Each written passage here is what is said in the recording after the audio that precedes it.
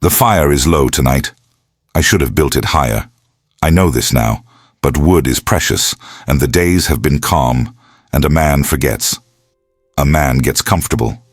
A man starts to believe that safety is something you can keep. Soraya sleeps beside me. Her breathing is slow, steady, the sound of someone who trusts me, who trusts this hole we dug into the earth, this secret place beneath the dunes. I watch the embers, orange and red, pulsing like a heartbeat. The night is quiet. Too quiet, maybe. But I don't think about that. Not yet. The stars are thick above us. Thousands of them, millions. The desert sky is never empty.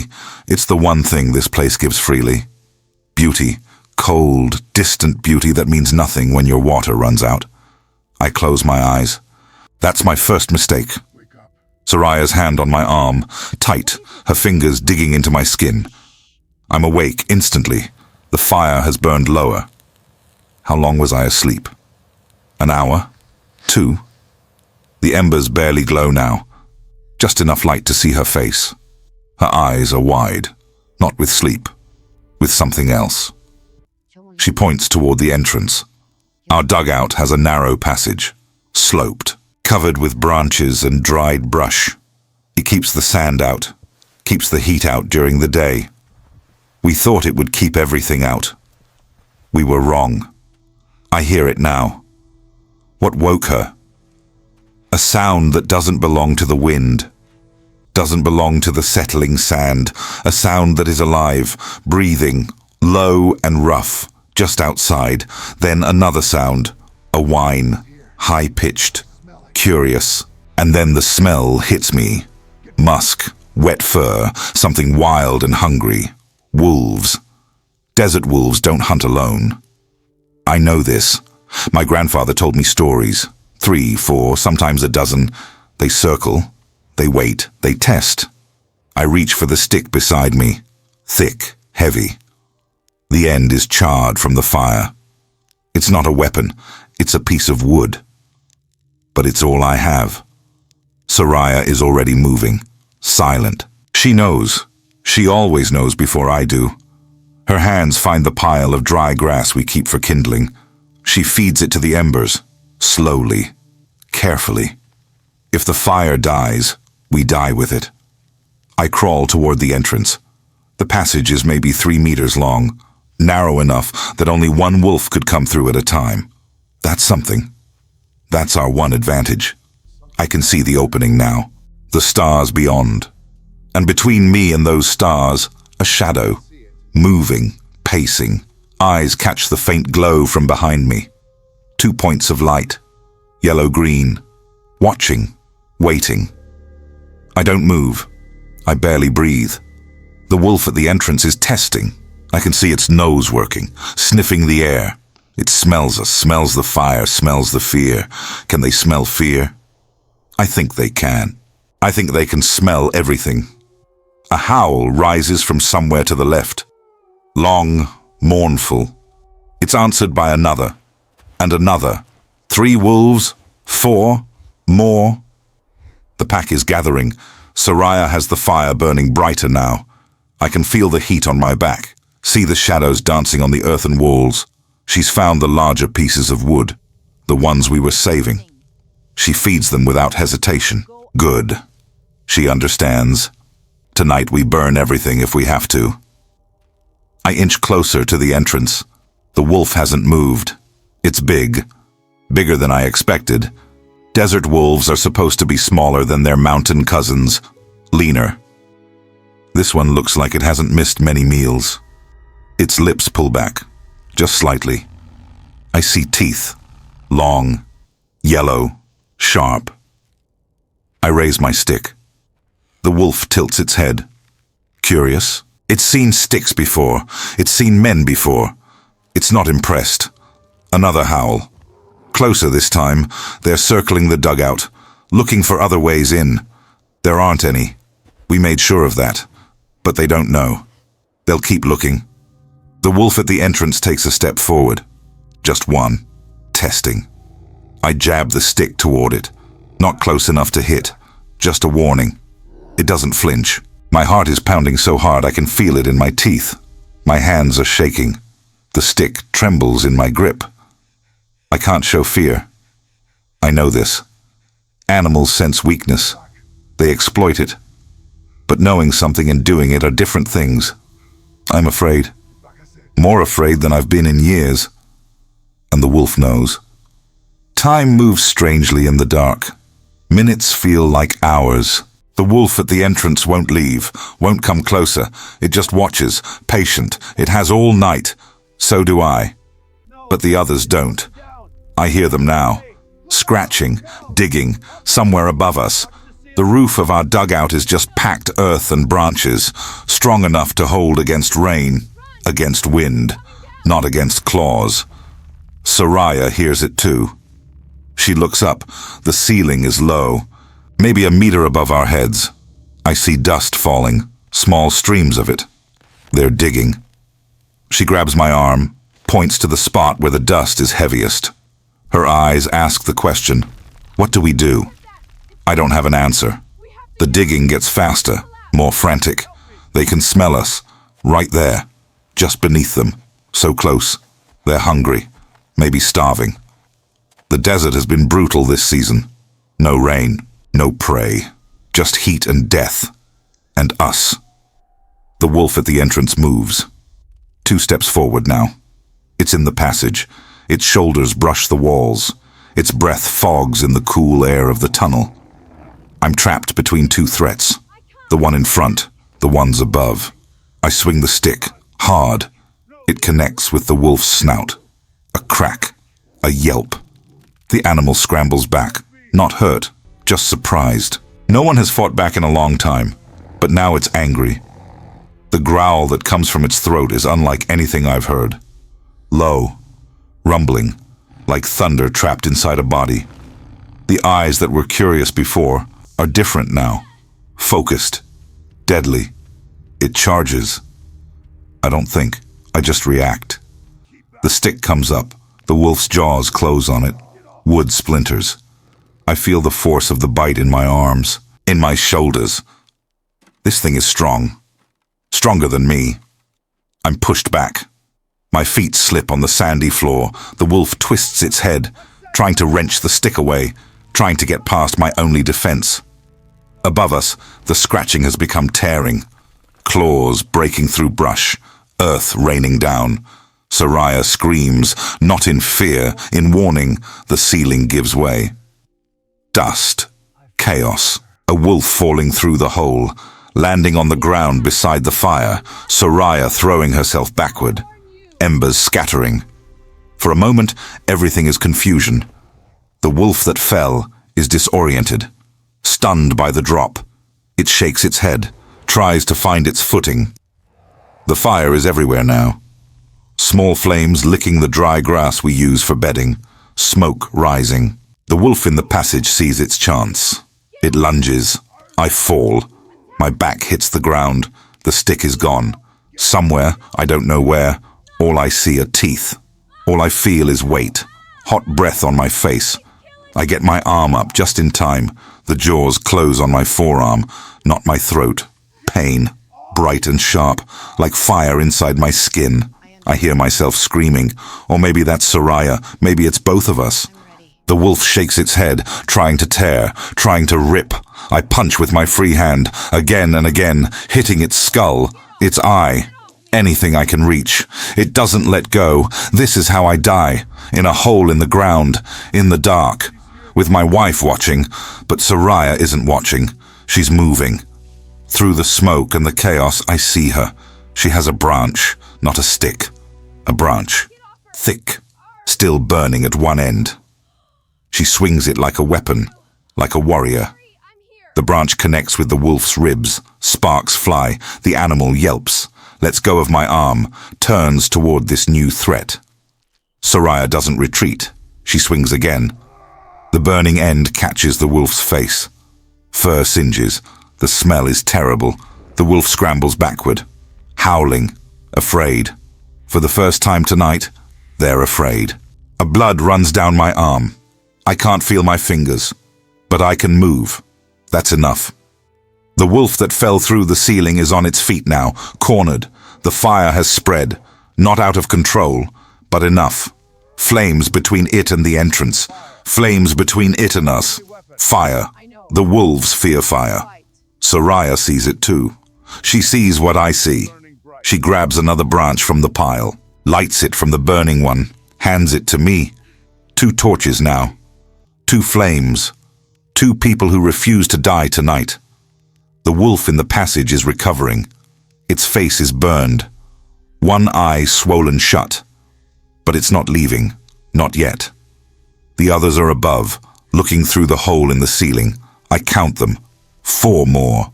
5 wolves total. We can't kill them. We're not hunters. We're not soldiers. We're 2 old people with sticks on fire. But we can scare them. Soraya moves toward the one that fell through the ceiling. Her torch high, her steps deliberate. No fear in her body, no hesitation. She's done being prey. The wolf backs away, snarling, snapping at the fire. But it won't come close. It won't risk the flame. She drives it toward the passage, toward its wounded friend, toward the exit. I understand now. She's not just defending, she's attacking. She's taking our space back. I join her. My arm screams with every movement. Blood drips from my fingertips, but I hold the torch. I add my fire to hers. Together, we advance. The wolves retreat inch by inch. The one with the burned face goes first, stumbling backward through the passage. The other follows, still snarling, still threatening, but moving. The ones above have stopped digging. They're watching, waiting to see what happens. We reach the entrance. The night air hits my face. Cool, clean. I can see them now. All of them. The 5 wolves arranged in a half circle, their eyes reflecting our torches, their bodies tense, ready. This is the moment, the balance point. If they charge together, we're dead. 2 flames won't stop 5 wolves. Our fire will go out. Our strength will fail. They'll drag us into the darkness, and that will be the end. But they don't charge. The burned wolf whimpers. The sound is pathetic, weak. The others look at it. Look at us. Look at the fire.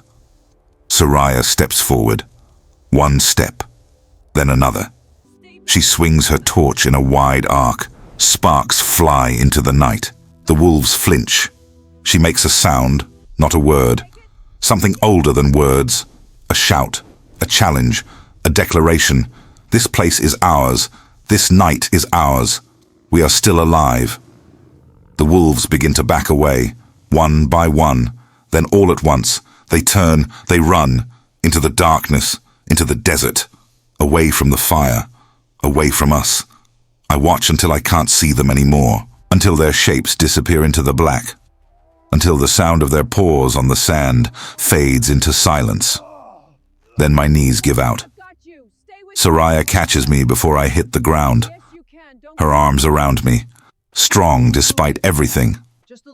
She guides me back into the dugout, back to what's left of our home. The ceiling has a hole in it now. The bedding is burned. The fire has scattered. But we're alive. She sits me down, examines my arm in the dying firelight. The wound is deep. I can see muscle, see something white that might be bone. It should hurt more than it does. Maybe that comes later. She tears a strip from her dress, winds it around my arm. Tight. Too tight. But the bleeding slows. Her hands are steady. Her face is calm. She's done this before. Not for wolf bites. But she's done this. I try to speak, to thank her, to tell her what she did, what she is. But the words won't come. My mouth is too dry. My body is shaking. The fear I couldn't show before comes flooding out now. Tremors. Tears I can't stop. Soraya holds me.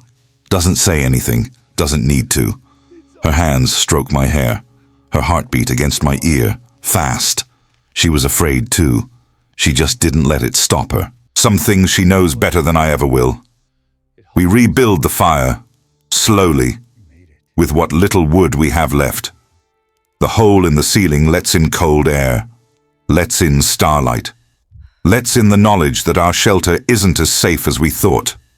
Nothing is as safe as we thought. I sit with my back against the wall, my arm throbbing, the bandage already dark with blood. I'll need to clean the wound properly. Find herbs to prevent infection. If infection sets in out here, that's it. That's the end. But that's tomorrow's problem. Tonight, we're alive. Soraya sits beside me. Close. Her shoulder touching mine. Her torch lies beside her, still smouldering. She won't let it go. Not yet. Not until the sun comes up. The wolves are gone, but the night isn't over. We both know this. They might come back, might regroup, might decide that hunger is stronger than fear. We'll need to keep watch. Both of us. No sleep until dawn. The fire crackles. Shadows dance on the walls. Through the hole above us, I can see the stars. The same stars that were beautiful before. They don't look beautiful anymore. They look cold, indifferent. They watched as we almost died, and they didn't care. The desert doesn't care. That's the first lesson. The one you learn before all others. The desert doesn't hate you. It doesn't want you dead. It simply doesn't notice you at all. You are nothing to it. A speck, a moment, here and gone. But the wolves notice. The wolves are part of this place in a way we'll never be. They belong here. We're just visitors, guests who've overstayed our welcome. I think about leaving. Not for the first time. Finding another place. Somewhere with water. Somewhere with walls. Somewhere the night doesn't have teeth. But where would we go? This is what we have. This hole in the ground. This fire. Each other. Soraya's head drops onto my shoulder. She's not sleeping, just resting, gathering strength for the hours ahead. Her hair smells like smoke and sweat, like fear and survival, like home.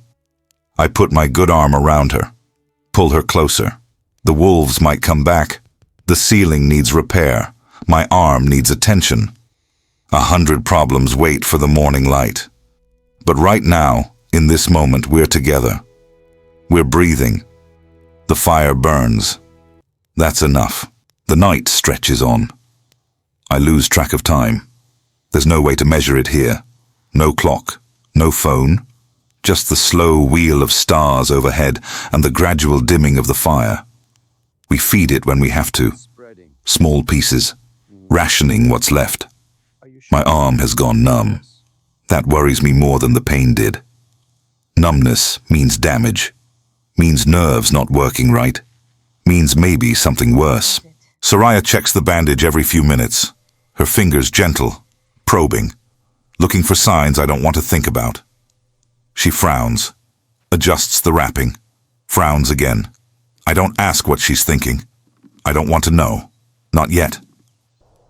A howl rises in the distance, far away, miles maybe. The pack, regrouping, licking their wounds, planning their next hunt. It won't be us. Not tonight. But they'll remember.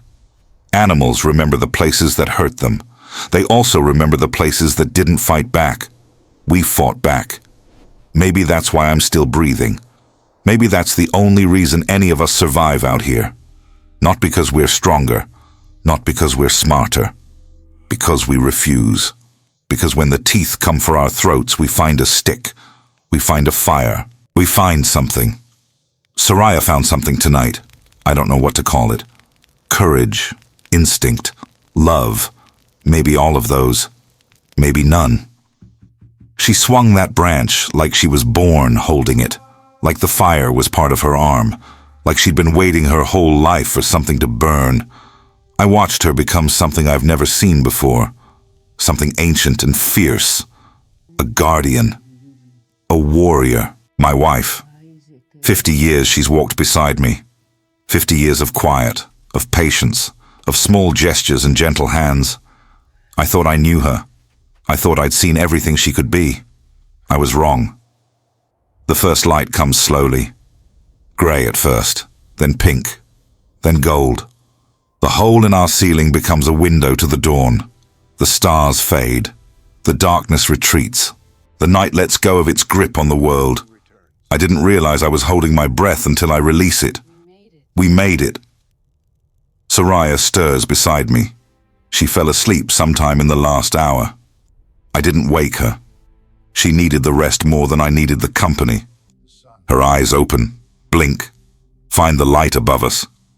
She smiles, small, tired, but real. I smile back. We don't speak. Words seem too small for what we've been through, too thin.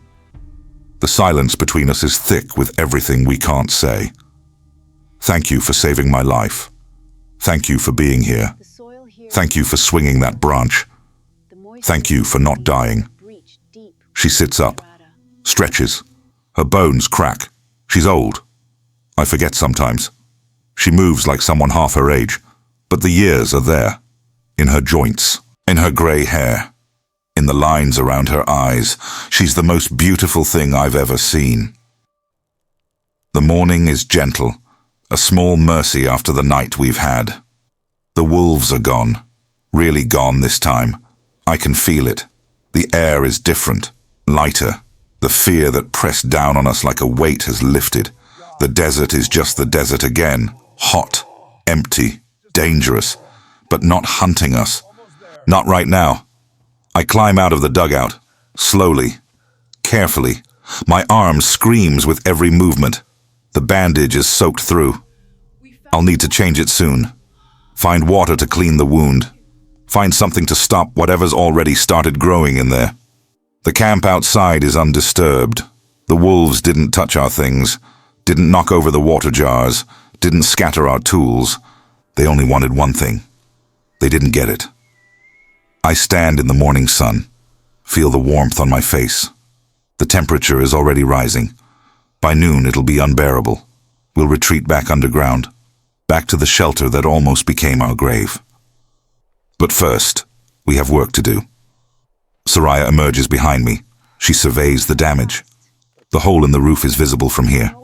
The branches scattered. The earth torn up. It looks like a wound. It is a wound. One will have to heal. She touches my good arm, points to the east. I follow her gaze. There, half a mile away, a thin column of smoke rises from behind a dune.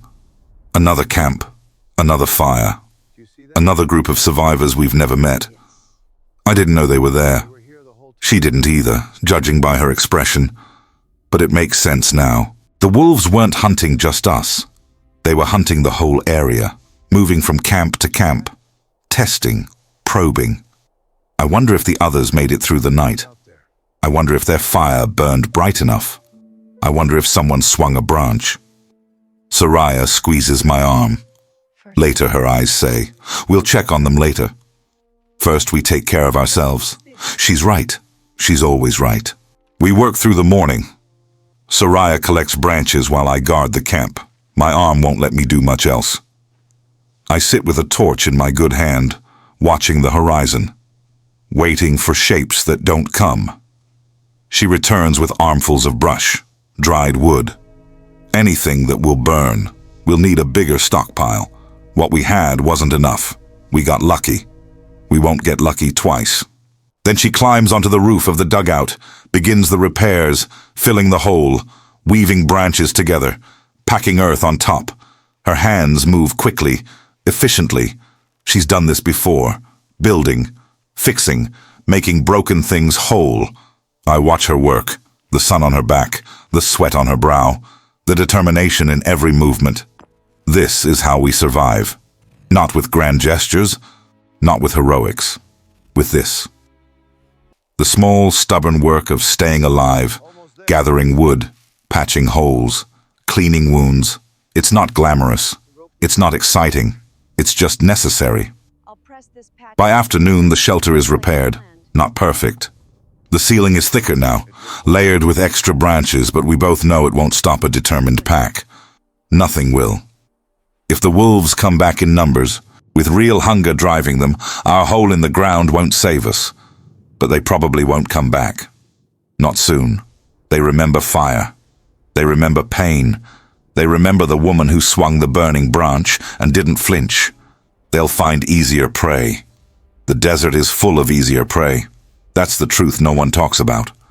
For everything that survives out here, 100 things die. Rabbits, lizards, birds, the weak, the slow, the unlucky. The wolves don't need us. They have plenty of options. They chose us because we looked easy. We weren't easy. Soraya cleans my wound as the sun begins to set. The water is precious. We can't spare much, but infection is a death sentence out here, and she knows it. She unwraps the bandage slowly, peels it away from the dried blood. I look away. She makes a small sound. Not good. I look. The bite is ugly. Deep punctures where the teeth went in, torn flesh where the wolf shook its head. The edges are red. Swollen, but not the angry red of infection. Not yet. She pours water over the wound, cleans it with a rag. Every touch is agony. I bite down on a stick, taste the char, try not to scream. She applies something, a paste. Herbs she gathered while I wasn't watching. I don't know what's in it. I don't ask. Her grandmother taught her these things. Generations of knowledge, passed down through hands and whispers. The paste burns, then numbs, then nothing. She wraps fresh cloth around my arm, ties it tight, leans back, looks at her work. A small nod. It'll do. We eat as the stars come out. Bread we baked 2 days ago. Hard now, stale, but filling. And dates, sweet, sticky. The taste of survival. The fire burns high tonight. Higher than usual. Higher than we can afford. But neither of us mentions it. Neither of us suggests saving the wood. After last night, we both need the light. Need the warmth, need to push the darkness back as far as it will go. We sit side by side, close, our shoulders touching. The flames dance in Soraya's eyes. She's watching the entrance, watching the roof, watching everything. I put my good hand on her knee. She looks at me, tired, so tired. But there, present, alive. I want to tell her what she is, what she did. How she saved my life with nothing but a burning branch and the refusal to die. How I've never loved her more than I did in that moment. How I'll never love anyone else as long as I live. But the words don't come. Instead, I squeeze her knee. Once. Gently. She understands. She always understands. The night passes slowly. We take turns sleeping. 2 hours each. No more. When I'm awake, I watch the entrance, listen for breathing that doesn't belong, wait for yellow-green eyes in the darkness. They don't come. When it's my turn to sleep, I dream of wolves, of teeth, of falling through darkness. I wake, gasping. Soraya's hand on my chest, steadying me, bringing me back. Just a dream, her eyes say. Just a dream. But it wasn't. That's the thing about nightmares. The worst ones are memories. Dawn comes again. 2 days since the attack. My arm is better. Still swollen, still painful. But the redness hasn't spread. The paste is working. Whatever ancient knowledge Soraya carries in her hands, it's stronger than whatever was in that wolf's mouth. We'll survive this, both of us. I knew it already, but now I believe it. The morning is calm, quiet. The desert stretches out in every direction, golden and empty, as if nothing happened here. As if 2 people didn't almost die in a hole in the ground. As if the night didn't have teeth. The desert keeps no records, holds no grudges. It simply is. I walk to the edge of our camp. Look out at the dunes. Somewhere beyond them, the wolves are sleeping, resting, healing. The one with the burned face will carry that scar forever. A reminder, a warning. Don't come back here. Soraya joins me as the sun climbs higher. We stand together, watching the horizon, feeling the heat build. Another day in the desert, another test of endurance. But we're not the same people we were 2 nights ago. Something changed, something hardened. We've looked into the yellow-green eyes of death, and we didn't look away. The desert tried to kill us, It failed. Soraya takes my hand. Her fingers intertwine with mine. Rough, calloused, warm. I think about all the days ahead. The water we need to find. The food we need to gather. The shelter we need to strengthen. The 1,000 small battles we'll have to fight just to see another sunset. And I think about the wolves, out there somewhere, watching, waiting. Let them wait. We're not easy prey. We never were. We just forgot for a while. Got comfortable, got careless. We won't forget again. The fire crackles behind us, built higher now, fed with the extra wood we gathered. It'll burn through the night and into the morning. A beacon, a warning, a promise. We are here. We are still here. The desert can throw whatever it wants at us. Heat, cold, thirst, wolves. It doesn't matter. We'll face it, together, with fire in our hands and stubbornness in our hearts. That's all survival is, in the end. Not strength, not skill, just the simple, stubborn refusal to stop breathing. Soraya knows this. She's always known. Now I know it too. The sun rises higher. The heat intensifies. The day stretches out before us, long and brutal and beautiful. We turn back toward our shelter, our secret dugout under the dunes. The place that almost became our tomb and instead became proof of what we are. Survivors. We walk together, step by step, hand in hand. And the wolves, wherever they are, remember our names.